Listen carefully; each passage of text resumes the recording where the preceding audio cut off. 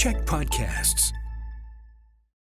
The Bread and Butter Collective is a collection of hospitality professionals working together to help strengthen our industry to build strong culture, community, and sustainability.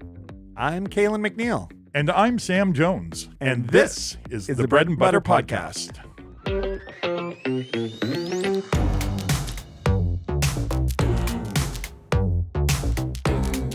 Welcome to the Bread and Butter Podcast. How are you, Sam? I'm doing pretty good today there, Calen. How are you doing? I'm doing well.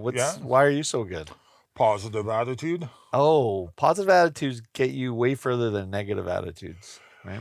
Yeah, a positive attitude just keeps you going, doesn't it? Well, negative attitude. That's not positive. Yeah. Wait, hold on. That's like semi-lukewarm positive. Yeah. I get to go to Vancouver this Friday. And that's kind of exciting. I'm going to go pick up some equipment for a nice wholesale customer, and I have to go get the equipment really quick, and I don't trust it to be How is your wholesale business going? I know you've spent a lot of time working on that this past year. I was going to spend a lot of time working on that. And you didn't? And I'm really terrible at it. And so I worked a little bit at it and got a couple more retail. You got a bunch, like over the last couple of years, you've made some decent inroads, haven't you? Yeah, but then there's been a lot of closures in the city, and some of my wholesale customers interesting. have been influenced by that, and so they're no longer customers, so they come and go, right? Yeah. Is there an uptick in it? There overall? Is right now, I think springtime's a great time to start to really push re-engage. Change. Yeah. In your own house, in your own restaurant. Yeah. It's a nice time to change. Spring feels like that's when to do it. And I can see that. Got quite a few phone calls right now that I'm fielding about new wholesale customers, but always want more. I just got a really good one with My Chosen Cafe. Oh, yeah. My Chosen Cafe. Right in my neck of the woods, yeah. So I don't have to go very far. It's Joe and Hollis, that they own the Rose Pub. Yeah, Colwood Pizza. Oh, Colwood Pizza? And they own Be-Love. Be-Love. They own Endive. Did they own Endive? I don't know. So. Oh, maybe. I think so. Well, and also what used to be the Churchill. Yeah, and the Garrett's Head. They've now taken over. I don't know if they own them or they're just operating, managing them. Yeah, I don't know. Or the people who just bought the building. Because there's... I'm going to get this wrong, but here we go. That's good. We make up stuff. So a couple brothers from the U.S., I think, who buy old hotels and turn them into fancy boutique hotels. They just bought that hotel. Oh, interesting. But they don't want anything to do with the food or the beverage. Yeah, the Churchill or the Garrick's Head is actually a part. Well, they're connected to a hotel, and a lot of people don't know there's a little hotel in it. What is the brand? You know, do you remember? I don't even know. Yeah. It's the hotel between the Churchill and the Garrett's. Yeah. It's just like right there. Yeah. And that whole executive. No, it's not executive inn because that's on. Yeah, I don't. Yeah, I don't know. But I mean, it has a lot of history that you should know. If you go down in the Churchill down below, it's pretty cool. There's some neat stuff going on. You can see little pieces of history. I've been down in the. Did they have a little museum down there or something? Was there? They should. They should. they should. I could be making it up. But there's all those buildings all along there, especially even in Chinatown too. We looked at a building that was on the corner of Fisgard, like right on the corner in Chinatown, Fisgard and Government. And we went down in the basement, and there's some really interesting little passageways and all downtown Victoria is like that. Yeah. It's all connected, supposedly. Yeah. Well, and I think they used to take deliveries, kind of like how like a big like San Francisco or New York, they drop the deliveries down underground, into the basement, on the street or something. Yeah. So they would deliver it, and all of that stuff was sort of set up back in the day. Oldest Chinatown, I think, in North America. Yeah. I think we're the oldest, and maybe San Francisco's the biggest. Yeah, well, biggest and probably kind of on the heels of ours too. Like I don't know the exact timeline, but did theirs burn down in their fire? Yes, I think so. Yeah, they had that big fire. Have, right? Yeah, I would imagine. But interesting. So what's your general vibe of the hospitality sector? I feel like we are in a bit of a flux globally too, like just with respect to what's going to happen with the economy, what's going to happen with the trade relationships with the United States, how that's impacting tourism here. Yeah. And how we're all sort of adjusting, or are we adjusting? Do you consider any of that in your business decisions? Well, I have to when it comes to the tariffs, Yeah. because that's obviously impactful on coffee. Yeah. But I'm kind of hopeful that Canada's making new trade agreements with other countries that we might get more interesting products at a cheaper price. Like we might get a lot of produce out of China all of a sudden that we don't ever see, like maybe tea or rice or fruits. There's so much good fruit in China that we never see. Yeah. So maybe there'll be some new things coming our way at more decent prices or alternatives than having to buy them from Arizona or California. Yeah, it's interesting when you think of, like Mark Carney gave that speech at Davos just about the structural break. And I really do. And I think it's funny when you look at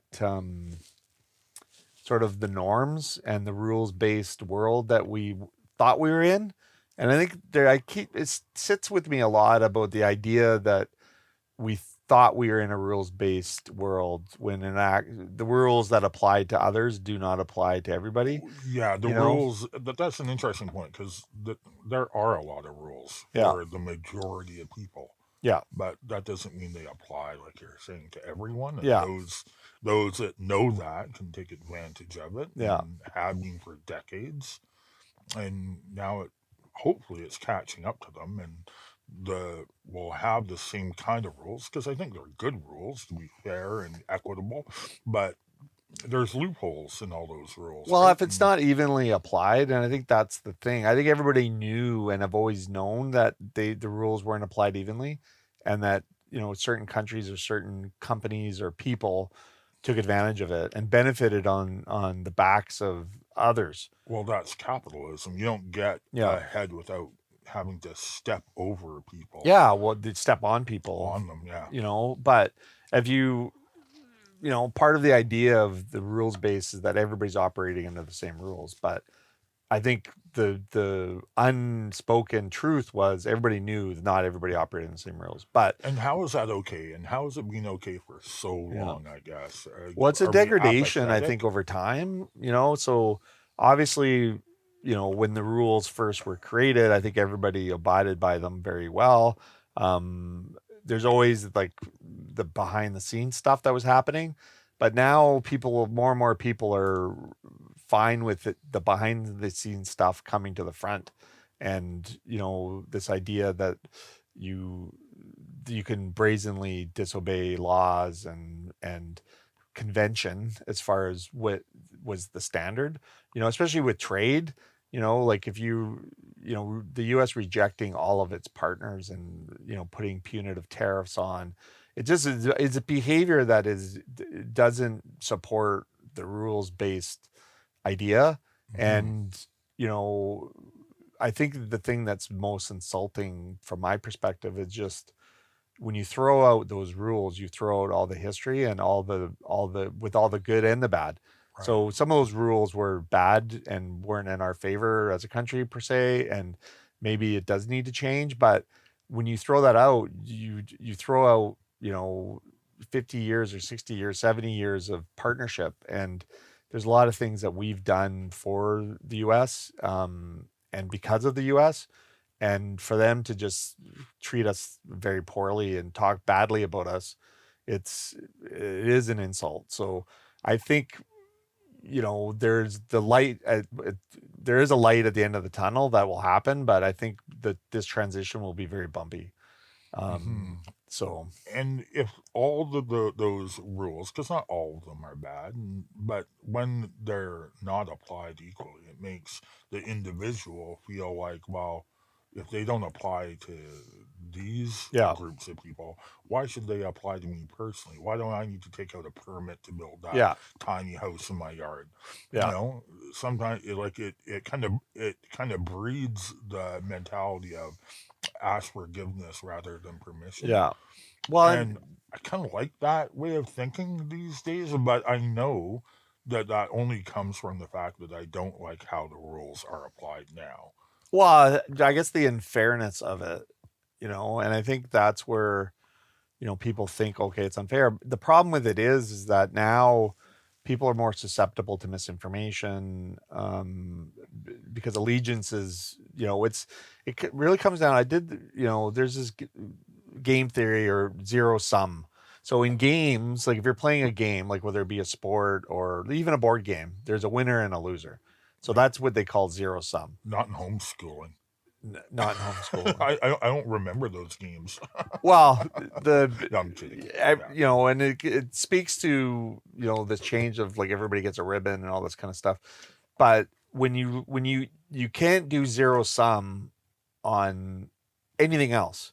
So when people approach politics with zero sum, they're going for the kill, and there's so much more nuance when it comes to public policy, rules, laws, well, there's fairness. Involved, well, there is, and it's not winners and losers. It's about trying to elevate everybody, or trying to elevate the best policies. And so sometimes having that debate is good debate, and you're going to win some arguments, you're going to lose some arguments, but hopefully when you make good articulate points that are based on facts and education and experience, the policy is going to get better.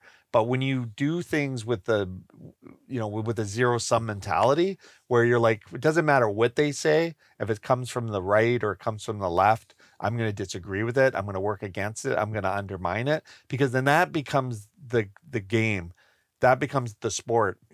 Is just undermining at all costs. But the only person that loses, and this is where the zero sum comes in, is the population, because you eliminate any positive ideas and any support. And when you look at what's happening now, when you have, if you look at it from the lens that I look at it, the U.S. is attacking its friends and its allies. It's destabilizing the global system and order. And it's doing that, it's trying to justify it in a way that, oh, this was broken and we've been taken advantage of and all this stuff, when in fact, it's really the opposite. Yeah, well, they've been taking advantage of countries since their inception. And this goes to colonialism idea, and when you're trying to build, a power base and you're trying to take over, it's kind of what, all of the countries, like Britain's done, the colonial idea of taking over, and they're basically stripping the country of its value and then leaving the citizens to kind of like scrape together what they can. It's a scorched earth policy. Yeah, it's a scorched. Really. Yeah, it is, and it's not in with no heed for the people, no heed for the future. Yeah, it's zero sum. Yeah. So they say they're doing it to promote democracy, but basically what it does is just take the riches of the population and move it to England if it was the British colonials. I mean, now you've got Russia doing what it's trying to do and destabilize NATO. And then now the Americans are joining them in that. They're undermining NATO, which is, like, to me, just mind boggling. And, I kind of know why. I know why they're doing it, and they're doing it to basically take over and rule in an authoritarian type of way. And, ultimately their idea, and they put it in writing, that they want to take a Western hemisphere where they control everything, and all the other countries are vassal states to support the US, which is just like bonkers. I'm pretty sure I know how I feel about that. Yeah, well, we've been here before. 80 years ago, the same idea, rise in fascism. Japan was fascist, Italy was fascist, German fascist, and even Stalin at the time was allied with Hitler. And then all of a sudden, when Germany started invading all these countries, it became a threat. So now then they joined the Allied, thankfully, because they were kind of instrumental in defeating Germany. But now you went through this whole period of Cold War and all of these, challenges that came with that. So it is a real rupture. And I talked to before about this book, The Fourth Turning, right? Mm-hmm. And there's a new yes, add-on or yeah, addition to it, I think. Yeah, I haven't read it yet. No, I haven't read it yet either. But it's updated. So there's two authors that wrote it, and one author has passed, but the second author is still alive. Really good. But basically, we're at the end of the fourth turning, where this is going to be, when it goes into the new turning, we're literally the system's going to be much different than what it was, and hopefully, the idea is the control of trade and the global currency transfers every 80 years, right?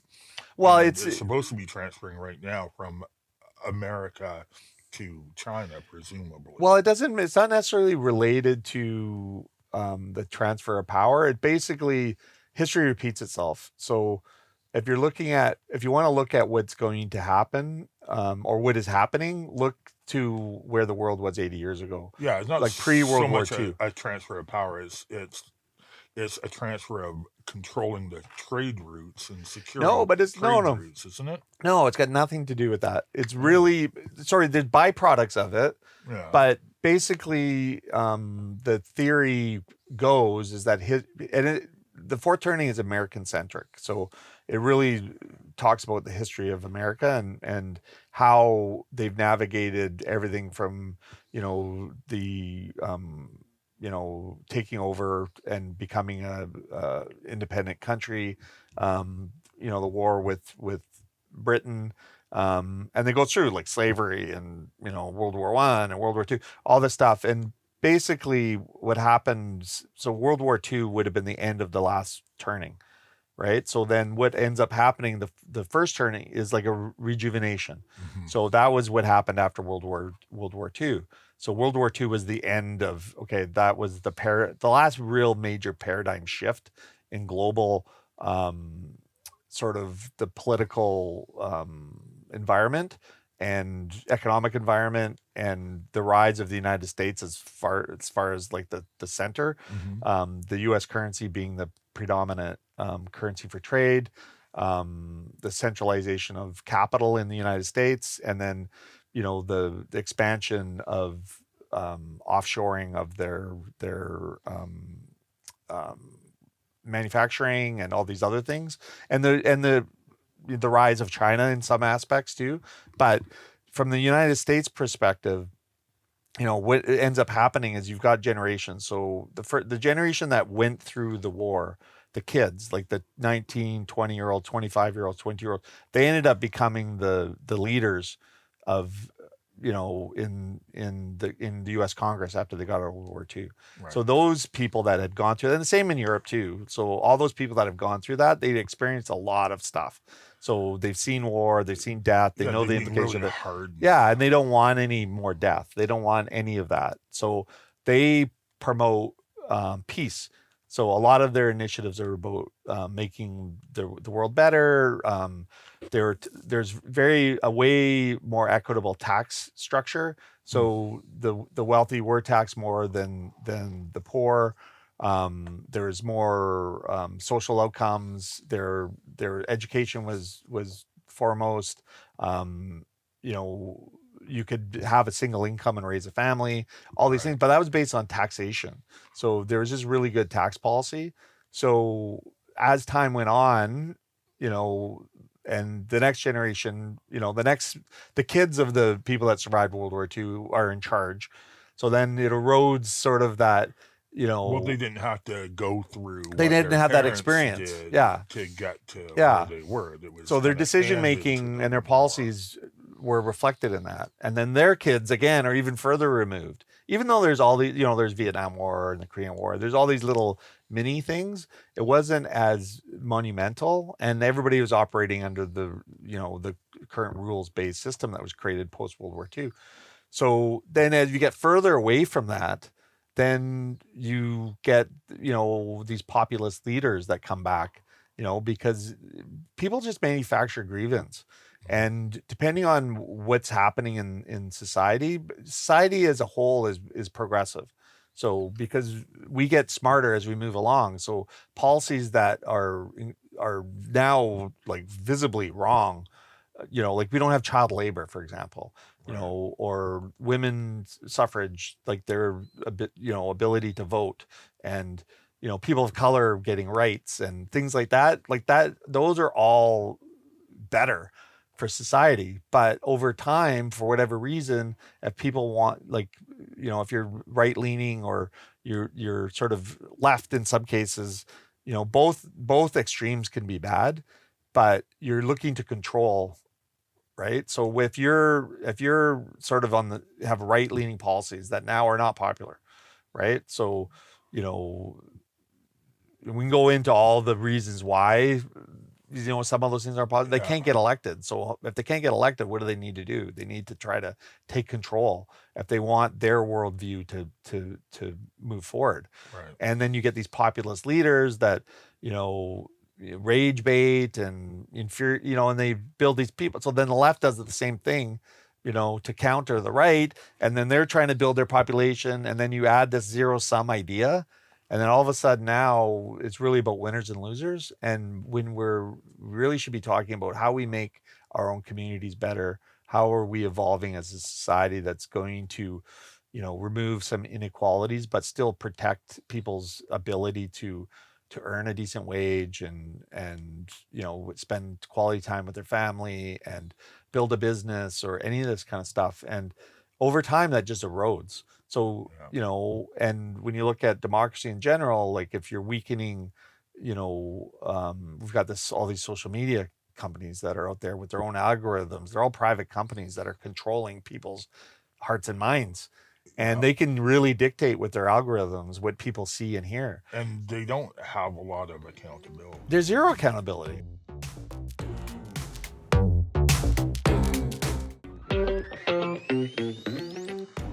That just points to one of the major problems that we're seeing the fallout from is how corporations have human rights. Yes. Well, and the Citizens United in the United States, and obviously we're talking a lot about the U.S.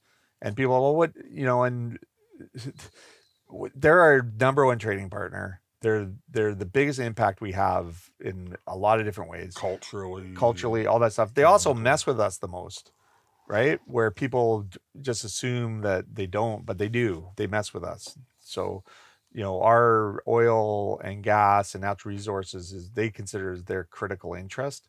So there's a reason why we haven't got oil or gas to Tidewater in the way that could benefit us on that. Like you can argue where the climate change and all this stuff, obviously, but this is just why we can only get our oil and gas north to south.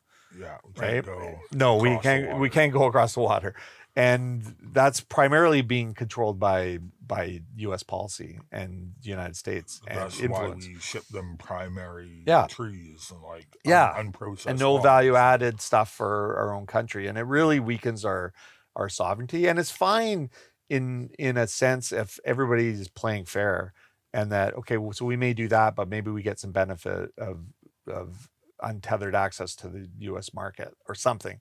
So it's a give and take. But when all of a sudden, they're just taking, and, we really got to look at, well, what is in our best interest as a country? And, how do we secure our future? And what is the best way to do that? And I think, when you talk about this idea that everybody's operating under a false premise. So the false premise is that everybody is acting in good faith, right, and it is a rules-based. So we know that's not true, especially now when we look at what's come out, bringing up the Epstein files or this controversy of these elitists of elites controlling a lot of things, and never mind the most grotesque aspects of that. It's about a special club. It is a special, and it's an oligarchy and these things have happened throughout time. The Bolsheviks and there's so many groups that have tried to consolidate power, and the first thing they do, and even Hitler did it in World War II, consolidated the richest people in the country because they can't get power without them. But power, power begets more power, and they just want more power. It just messes with your mind. Like what really bothers me is seeing politicians on either side of the border, no matter where you are, I guess, taking advantage of insider information so they can do better on their stock trades. Yeah. Like all of that just it's wrong. Stop. Yeah. Well, and I think that kind of speaks to the, a level of apathy in certain things. And then we're all convinced and told that, whoever the other side, whatever other side that is, doesn't matter where you're on, and this is where the zero sum comes in, where the idea that, if they say the sky's blue, I got to say the sky's black or purple. Like it's blue. Okay, let's agree on a set of facts. And then if you have a different idea how to get there, that's one thing, but when you look at what's happened since the 80s, and this idea that if you give tax breaks to corporations and businesses, it's going to trickle down to the workers. It just doesn't happen. Yeah. And now you have, CEOs making 300 times what their worker makes. So that CEO's money comes on the back of those workers, like 100%. So also then now you're also trickling up the taxes. So now you're like, okay, well, because you're creating jobs, your tax rate's going to be, instead of it being 25% or 28% or whatever, it's going to be 10% or 8% or 7%. And then we're going to give you all these carve outs so that you can then not pay any taxes, depending on if you're going to do a bunch of capital investments somewhere and you're going to create these jobs. But the reality is they're making billions, and it's a vacuum cleaner because it doesn't ever come back. No. So those rich people, they give it to, their shareholders, or they keep it. They put it in banks or yachts, or they put it offshore so they don't pay taxes on it. They hide it. And what does that do for us when we're having, and then all of a sudden they raise our taxes, or, employee taxes are up, or property taxes are up, and, oh, well, you got to pay for this. And it's like, man, these guys aren't paying their fair share. Right. And they're the only ones who can afford to. They are. And the fact of the matter is really? The extra amount of money. So I read an article about this exact subject, and it had to do with the tax rate. If the tax rate was what it should have been like 30 years ago, Apple and the top 4 companies they ended up paying $10 billion in taxes. They should have paid $111 billion in taxes, but they made, I think it was like almost a $1 trillion, or maybe it was like $700 billion they made. So they paid, $10 billion. They should have paid $111 billion, but they still made $700 billion. And that's just not what they made. That's what they profit. That's profit. That's not revenue. Money with nothing to do with Yes, exactly. That's money they would use to pay their shareholders, reinvest in stuff, or buy a yacht somewhere, or build a bunker in Hawaii or New Zealand, because they're thinking the end times are coming and they're going to prepare for it because they can afford to pay for it. But they're using taxpayers' dollars to do it because people don't understand this. Like they did create their business, they did earn money. That's all great. But when they're doing it with tax incentives, that's using your money, my money, everybody else's money that isn't doing that or don't have that benefit, or in still paying 25% of their income or 30% of their income to taxes. And these guys aren't. And they're like, well, I paid, $10 billion in taxes. Who cares? You should have actually paid $100 billion in taxes. And guess what? You know what? Now you've got education, you've got roads, you've got, all this critical infrastructure that needs to change, and, and pay your employees better. Like at some point the government is responsible for creating a tax structure that's healthy and vibrant and does stuff for the society. And when you look at Europe uses their tax dollars very well. Not every country, but if you look at Denmark and you look at these other countries in Finland and Sweden, and where they're basically socialized democracies, where they're literally, their floor is way higher than everything else. Their actual tax that they pay is not much higher than what the U.S. is paying when you add their healthcare in. Yeah. And we're a social democracy as well. Post-secondary education being Yeah. free. Yeah.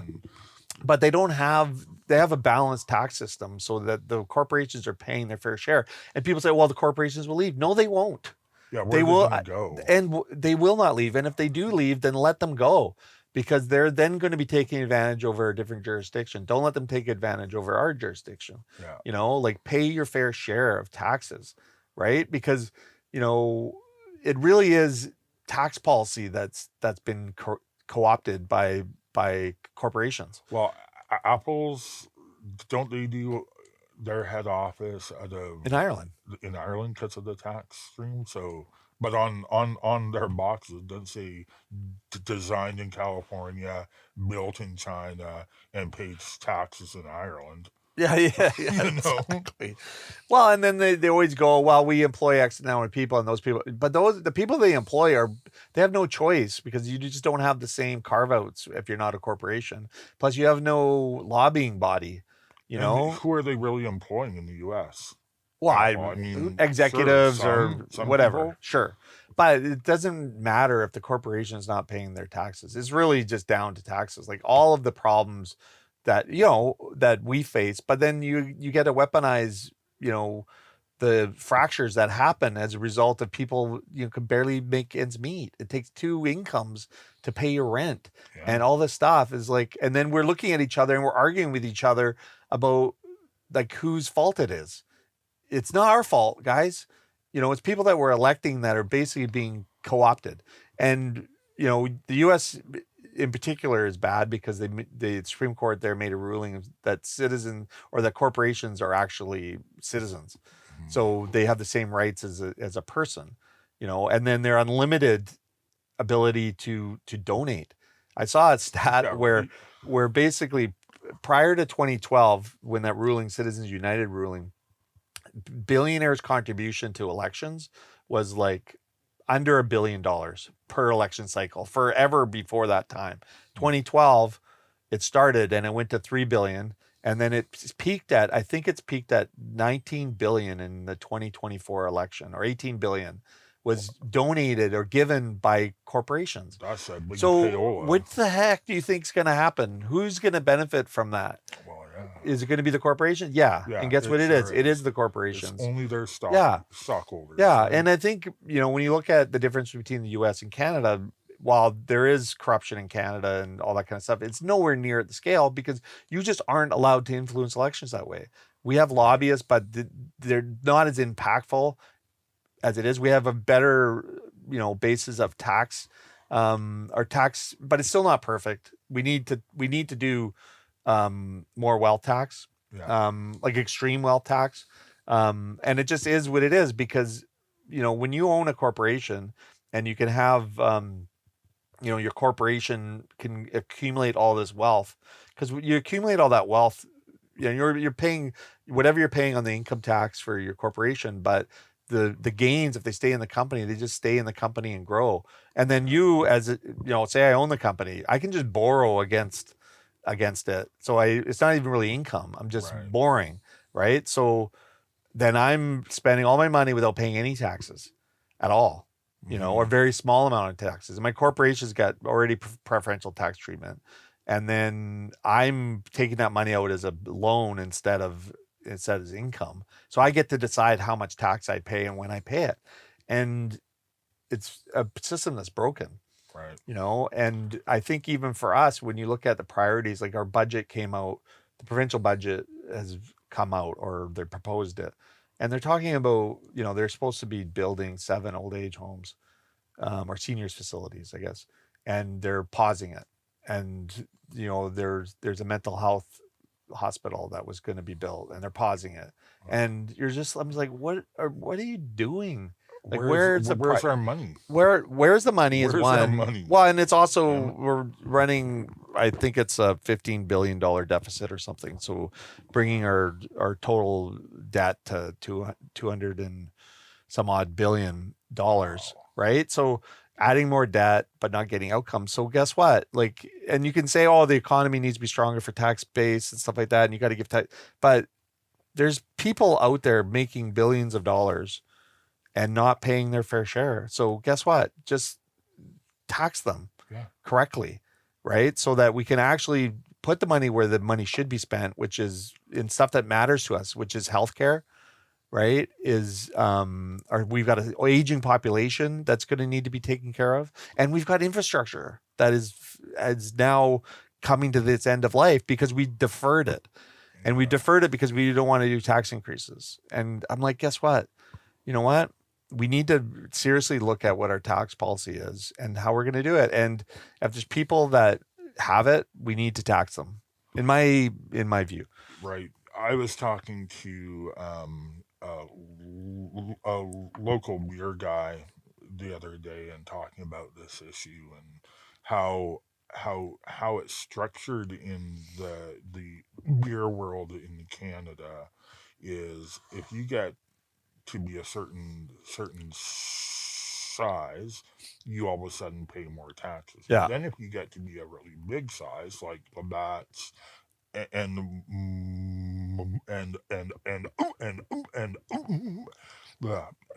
Molson, which aren't really owned by Canadian companies anymore, they get tax breaks left, right, and center, and they're subsidized by the Canadian government. Yeah. So not only do they pay a smaller amount of tax than a craft brewer would, but they're being subsidized at the same time. And that all that money is leaving the country because they're not even owned by Canadian companies anymore. That leaves our hardworking craft brewers in Canada stuck paying a way higher tax rate with no help. Well, it's hard to compete. Like if you can't think compete in an uneven playing field. Exactly. That. Like bad tax policy makes it very uncompetitive for people that are on the wrong side of it. So if you're on the right side of it, it's a vacuum cleaner sucking all the money. And if you're on the bad side of it, you're basically just trading pennies. And, you own your business and maybe you're paying yourself a salary, but it makes it tough. Like I think even when you look at in British Columbia, this health tax that they put on small business, and it's still one of these things that just really kind of infuriates me because especially in the hospitality sector where the margins are just like non-existent. Yeah. And then if you reach a certain payroll, you're basically penalized. So you've got to pay $50,000 or $60,000 a year that's going to healthcare. And like, I'm for it. Like, like even when I'm saying it, I'm like, okay, well, everybody's got to pay. But we had a system where everybody chipped in. Yeah. It was like paying our taxes. Yeah. If you were below a certain income, you didn't pay anything, and it was scaled based on what your income was. But I think I paid $80 a month or something like that. So now, like when I look at 50,000, and when I add it up, because I guess that policy's been in place maybe 5 years now or something, so that is $250,000 that I paid. That the previous 5 years I didn't pay at all, or even as long as we've been in business 27 years, didn't pay any of that, but everybody was just paying. And I never even heard anybody really complaining about it or anything. And then all of a sudden the government just decided that they're going to put this onto small business. And it's maddening because I have no control of it, but it actually represents a huge chunk of my profit. Like it's literally, some years I don't make any profit and I pay the 50,000. That's it on top of what I would pay in taxes normally. Yeah. Plus we're collecting GST and we're doing the payroll remittances and all this kind of stuff. And, and obviously, and at the same time, they're also increasing minimum wages, which I support, but it's like, okay, you're taxing our salaries, to pay the AHT, then you're increasing the wages, so you're increasing our total salary, which gets us over the threshold of any rebate. And I look, my wife works in healthcare, and I just think I think they have like something like 100 or 200 directors in all the the health organizations across British Columbia, but yet, they're so short-staffed. And the wait lists are long. Anything that's critical, you get in this country, like if you're dealing with something that is an emergency, like true, like heart related or anything to do with that, then you get in right away. So, and even if, with cancer treatments and things like that, or there is like a priority list, but we're backwards when we're not taxing, and then just because they also did healthcare cuts, like, so they're going to cut 15,000 employees over the next 5 years, hopefully through attrition, but 2,500 is proposed cut in the government, but then, and the other areas are healthcare, and you're like, okay, so you're going to cut like 12,000 jobs from healthcare in the next 5 years? Like, how does that make sense when you really should, aging population again? They're counting on AI to come and be doctors, maybe. Oh my goodness. Anyway, who knows? But they're not counting on anything. They're just moving the deck chairs of the Titanic. They aren't counting on people saying no, are they? I mean, and that kind of brings me to an interesting question as to, like, where does it end and how do we get past it? Is this, are we at a tipping point where something has to change? And if so, who's gonna put their first step forward and make that change? Or is it going to be a slow, gradual change that we don't feel? Well, I think someone talked to me where I was talking to somebody about the civic election that's coming up, elections that are coming up in BC. And the lack of a comprehensive long-term vision for the city, like a leader that can come with a long-term vision. And part of the problem, I think, is these 4-year election cycles. And, this budget, and even people's, desire to read it, understand. I mean, I'm sure there's people out there that spend a lot of time looking at the budgets and things, but what is the long-term plan? And then how does it align with, the country's goals? So, if you've got a country that is realigning itself, you really need your provinces to realign as well, to maximize the benefit of what that realignment would do. And I think with the budget policy and the decisions we need to make, we need to look way longer term. Yeah. Like, you can't go, okay, well, look at our deficit now, or look at what the needs are in the next 4 years, without it being in a proper plan. But it needs to be communicated in a way that people can understand. And you need a leader that can properly articulate it. And I think that's one of the things, regardless of whether you are left on the spectrum or right on the spectrum politically, I admire a leader that has a vision and aligns that vision with his actions. And I think that's what we're seeing with Mark Carney on the global stage. And regardless of what you think of him or his opinions or what the outcome is going to be, how refreshing is it to have a big vision? And it's nice to see some action, regardless if you agree with all the details. Nice to see some forward motion. It's like, a comprehensive plan. Yeah, it's opening up the windows of those back smoky-filled rooms and letting the smoke escape. Well, and calling out. And this is why that speech in Davos is really, sometimes a lot of times words can make, critical difference in how people approach certain problems. And I think that was the unmasking of the reality that everybody knew was there, but didn't want to face or didn't know who was going to break first. Like, who was going to bring that sign down from the window first, where we weren't living in this dream anymore. We're actually going to deal with reality. And that was the first leader on a global stage that just said it. So then others are following, which basically is just saying, hey, we are mid power. We've got a lot of great things. Why are we being bullied, and why are we being intimidated? And why are we acting against our own self-interest? And I think, partnering and aligning with people that want a rules-based system, that are going to treat each other fairly, is a way better plan. But then you're building the plan deeper. So you're saying, we've got these critical minerals. We've got a highly educated population. So we're going to do our investments here. And if we're going to buy military equipment, we're going to make it here. Let's build out our military. And people say, well, why do you want to talk military? And I'm like, in this world, you kind of need to have a stronger military. it's just the reality where it is. But if you're going to have a military budget, why would you not build out the infrastructure here? And that's the same argument for anything, manufacturing or oil and gas sector. And I've always thought that when you look at, where our tax dollars are going, and even we're looking at the carbon tax and things like this, like we really needed to invest in newer technology, and whether it be wind or solar or battery or carbon capture, like to actually be a transition power, because it's transitioning. Like the battery technology is improving, how they're making it are improving. They're using less materials. We have a lot of that critical minerals, and you talk about the critical mineral need.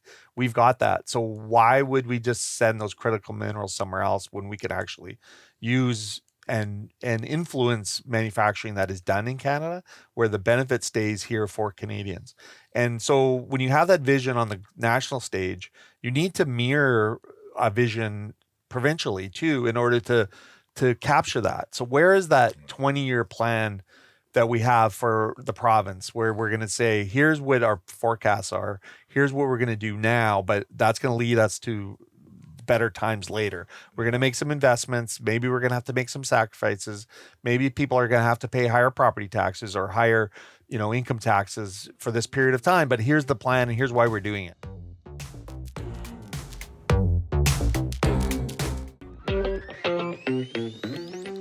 BC feels like we're just out in the ocean with no sail, no rudder, no nothing. It feels like we're leaderless. Is there some of that? I'm sure there is. Like, I'm sure people will be like, yeah, we've got this report or that report or this group or that think tank or this and that.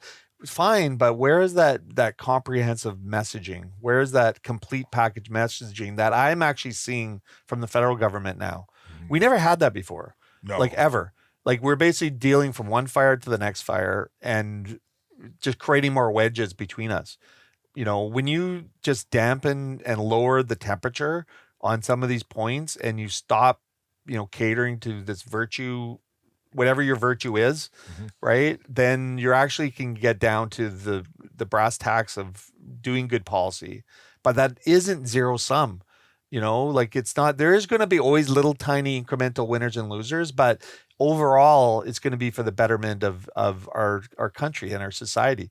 And when you've got an existential threat of what's happening south of us, we all need to get together on the same page. Like the one thing that I just loved about of how the leaders of our country, stood together in light of what happened, in Tumblr Ridge and that horrific shooting. This picture of Pierre Poilievre and Mark Carney, and I believe it was the mayor or maybe the governor general or something of the country holding hands, in prayer. And it's like that, like I kind of got teary-eyed because it's like, this is what we need. Like if you have a different opinion or different view, great. Let's get together and debate it. Let's debate it respectfully, but understand it's not zero sum. It's not like you're going to win the Super Bowl or you're going to crush your enemy. Like this kind of language doesn't do service to anybody. And it ultimately ends up in a world where we're so fragmented that your families, you can't even sit around, breaking bread and enjoy each other's company because you're so polarized. And you're avoiding conversation. Yeah. Or whatever. You're engaging in terrible conversation. Well, like the cortisol level is just spiking all the time. And you're just, and these algorithms, calling it out, like the social media algorithms are toxic. So why do we as a society allow it to happen? Like, why are we not doing more control? And, recently Mark Carney's come out and said that they're going to take back control of these, and Europe is doing it as well. And, this isn't against free speech or all that is nonsense. This is about common sense safeguards so that a corporation doesn't have carte blanche on controlling the thoughts and minds and hearts of people that they don't govern. And, all they're doing is they're doing it to create the rage so that they can create the clicks that create the ads. Right. And then they're our bills. And guess what they're doing? Yeah. They're supporting and censoring, anti-government thought. So that is basically why you have democracies, so that, you don't have government control over thought. Right. And even if you don't like because then the right will say, oh, the left, and you got all these transgender and all, like, shut up, right? Like, let's talk about what makes our society better, which really comes down to community. It comes down to parks and recreation time for citizens. It comes down to healthcare and taking care of each other. Are there countries in the world, and you may or may not know this, I'll make it up. Yeah, thank you. That don't have political parties, but just individuals who get elected? Or well, I think if you look at a system where there's multi parties, like if you look at, I think Germany for example, and Italy both have lots of different parties, but they're all still party based, right? They are, but there's more opportunity to have smaller groups that can actually win seats. So you've got to have more collaboration in order to get things done. And I think that is like a system where there's, the US system where there's just two parties is the worst system in the world, because that really is like it's like a sport. Yeah. Right. So if you're born right, regardless of how those right policies affect you as an individual, doesn't matter. You're going down with the ship, because that is what your family's done. That's what your family's parents did and your parents did, and blah, blah, blah. But it doesn't really matter what changing times or what happens. You're just going to vote that way, which is pure sport. Politics is not about that. Like, you elect your politicians to make as good of decisions for the citizens as you can. And you have as many good ideas in there, and the best idea will come. And sometimes the idea, all ideas, need to be tested. So when they're tested by implementing them and seeing how they work out. And if they aren't working out, then you make adjustments, right? But if you're just locked into that decision because it came from this one person or this one political party, then you're really screwed, because then there is no choice. And that's basically what's devolved. We're down into that area, and now we're all prisoners to it. Well, in BC, it feels like we only have one party, and because the Conservative Party doesn't seem to be actionable right now. No, and the Green Party is this one person. And she actually seems great. I forget her name. Emily. Yeah, she's awesome. She reminds me of me in the 1990s. Yeah. Like, all the things she's saying is all things that we were talking about at Commotion. Yeah. All, like, word for word. It's a playbook of what we were all talking about decades ago. Yeah. Well, and it's calling it out for what it is. And I think we should have her on the podcast. Yeah. Well, it's funny. My wife's our stepdaughter is on her team. So I can actually maybe make that happen. I would love to talk to her. Yeah. What's inspiring about that is it's like, again, you may not agree with every policy, or they may not have all their policies fleshed out as actionable, but I love someone that's calling out the BS. Yeah, and I love the energy she brings to. Totally. She's really well spoken. Well, and that's where I think our future is bright. And this is what I talk about, the generational shifts, right? And, as dire, and this to me, like, I talk about some of my views in my family and my wife and all that kind of stuff. And even I was in Mexico, and my mom was there, and everybody's worried about what's happening in the United States, understandably, and everybody's distressed about all of it. But my message is a message of hope, because this has happened every 80 years throughout history.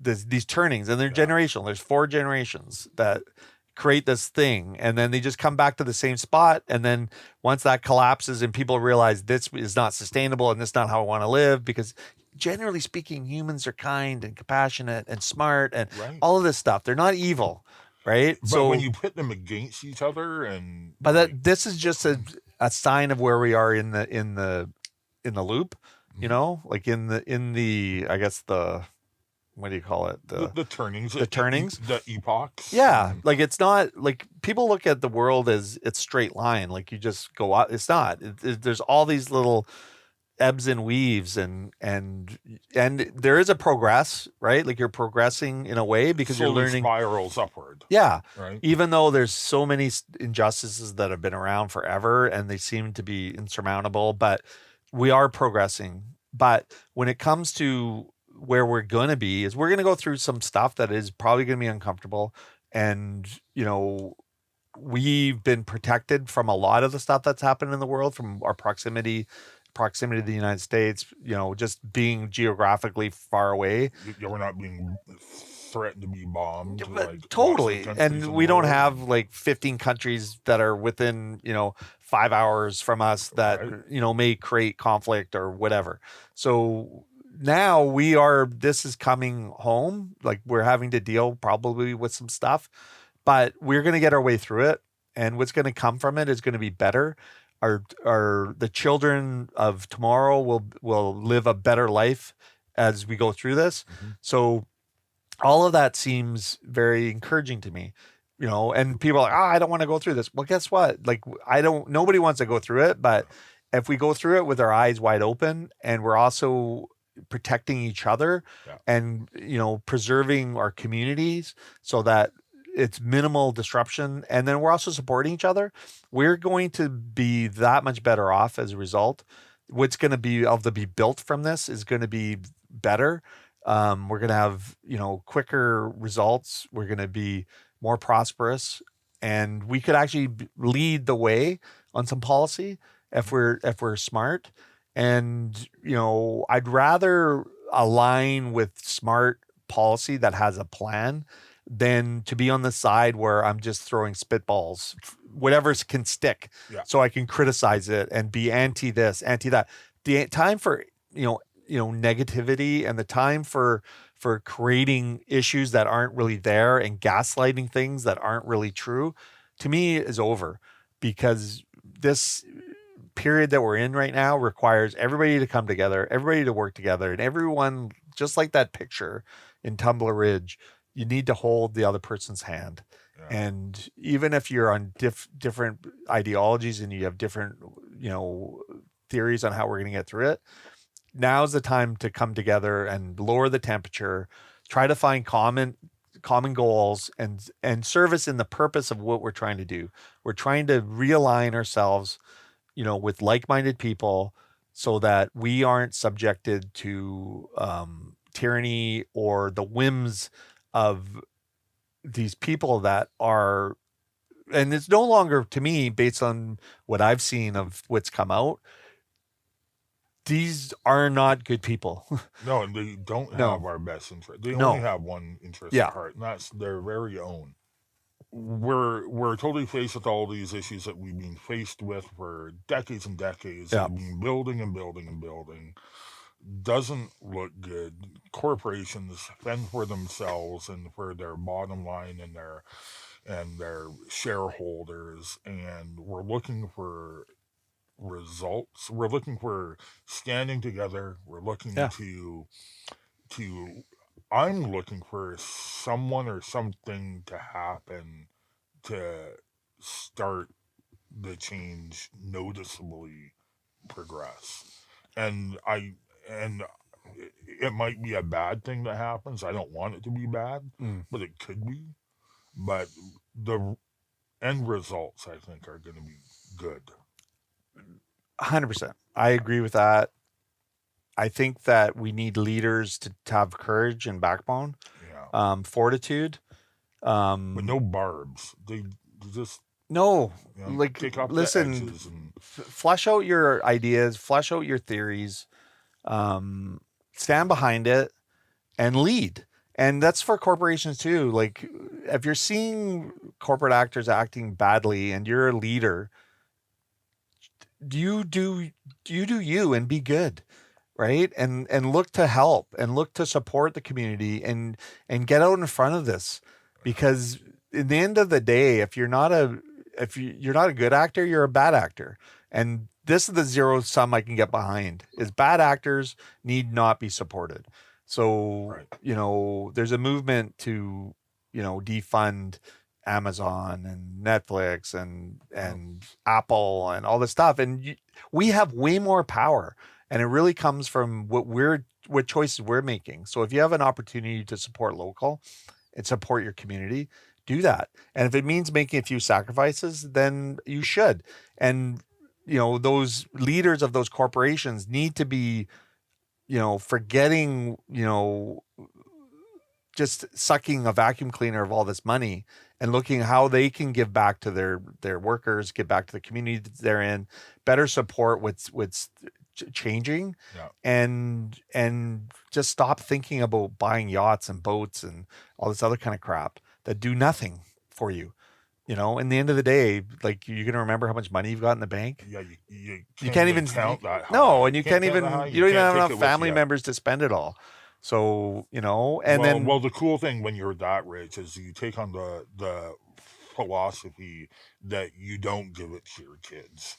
You do it in a philanthropic way, and you give out your money like Bill Gates, but like, he's not a good person. No, shit. well, and his foundation is crookeder than any of them. And it's one of the largest in the world. It is the largest foundation in the world of its kind. And, you can't let them just say they're doing the right thing. No, exactly. You have to actually have receipts. Yeah, you need to. Yeah, and that's the thing. The other thing too is just, think about who you're supporting and what they support, but also, look back and to see, what kind of people have they been, because often the answer is there. Yeah. If you look back at their history and, who they've been when nobody was looking, that's who they are on steroids now.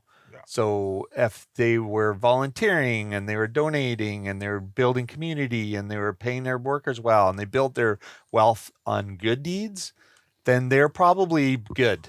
So if you have any question, if somebody's trying to gaslight them, chances are they're probably good. The opposite of that is if you look and you see that they've been, marking C on applications for housing because of their color, or, they're suing this person or not paying their bills as a builder, manufacturing your small wares out of prisons. Yes, exactly. And or moving all your workers offshore when they could have actually just paid their workers a little bit more and still done it successfully here. And I think all of those things will point you in the right direction. But most importantly, quit gaslighting your neighbor. Like, learn from them, try to guide them, try to educate them. If you don't agree, try to find some common ground so that and you can actually... more common ground. There's way more. Listen, if you sit down with anybody Yeah. and you talk about what matters to them, they're going to come back to, family, quality of life and enjoying their hobbies and all that stuff. Everyone wants the same thing. Yeah, except the people that in power, they want you to be fighting with your neighbor. Yeah. So don't fight with your neighbor. Support your neighbor. Support and love your neighbor. Exactly. Yeah, like I support and love you. Sam, I love you. And I'm very, very optimistic about what's going to happen. And it might take a few years, but we're going to get there. We are. And we're going to get there together, and we're going to support each other, and we're going to lower the temperature of all this rhetoric. It's a balmy 21 degrees in the studio. It is. We're sweating and we're about to break out the perfect Speedos. temperature. Let's not break We out the just need Speedos. to bring more people with influence into our realm. Yeah. Well, you just need leaders that are going to stand up and do what's right, and think about what's better for the community versus themselves. And when you're looking at zero sum, it's a very selfish ideology, and there isn't zero sum. There's decisions and policy that can benefit everybody, and quit worrying about you being right. Because we're not all right. No, we're not. No, and there's great ideas. And if the idea causes you to kind of stop and think, then pivot your thought-based process. Yeah, there might be something to it. Yeah, there could be something. Be curious. Yeah. That's probably the best way, is be curious. Yeah, be open and curious. Sam? All right. Cheers, brother. Cheers, brother. I hope you have a great rest of your day. Be real kind. I will. You be really nice. Cheers, Sam. Bye. Bread and Butter Collective's membership includes the following local businesses: 2% Jazz, Bunny's Kitchen, Buzz Coffee House, Eagle-Ite, Big Wheel Burger, Blue Mountain Solutions, Bodega Tapas Wine Bar, Eva Schnitzel House, Farmsgate Foods and Catering, Victoria Chocolate and Company, Drum Roaster Coffee, Habit Coffee, Foo Asian Street Food, the Culinary Arts Program at Camosun, Cafe Fantastico, Fall Epi, Harold Street Brewworks, Hey Happy, House of Botang, Nikkei Ramen Ya, Jenny Marie's Cracker Company, La Pasta, La Rue Patisserie, Mocha House, Part and Parcel, Poco a Pinto Bar, Pizzeria Prima Strada, Keating Pizza, Roast, Table 9 Consulting, Sherwood Cafe and Bar, Sweets by Selena, The Collective Wine Bar and Kitchen, The Drake, Tapa Bar, The Nimble Bar Company,